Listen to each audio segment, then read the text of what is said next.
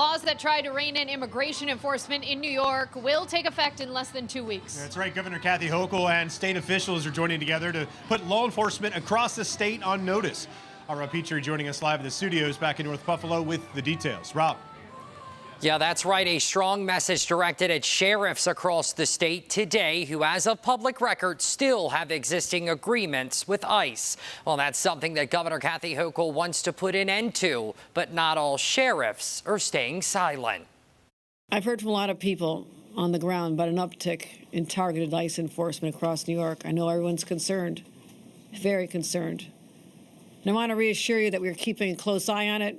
New York Governor Kathy Hochul not holding back in a message to sheriff's offices across the state to end their existing agreements with ICE.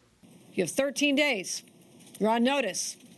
13 days to formally unwind any agreements that you've had with ICE. And for any that fail to comply, they will face legal action.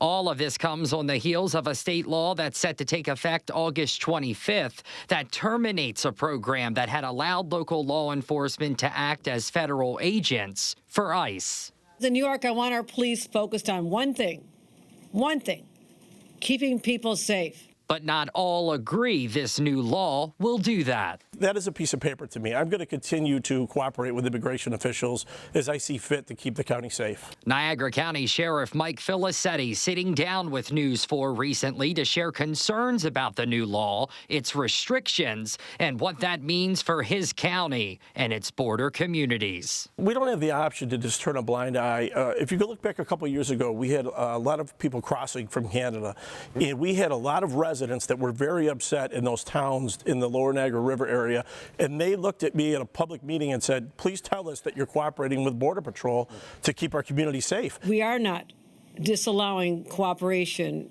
with local law enforcement when it comes to crimes. We will protect immigrant communities and longstanding New Yorkers against criminals. We always have, always will. However, with this new law, Sheriff Filicetti says in some cases, it's not that simple. They talk about criminal illegal enforcement and then civil illegal enforcement.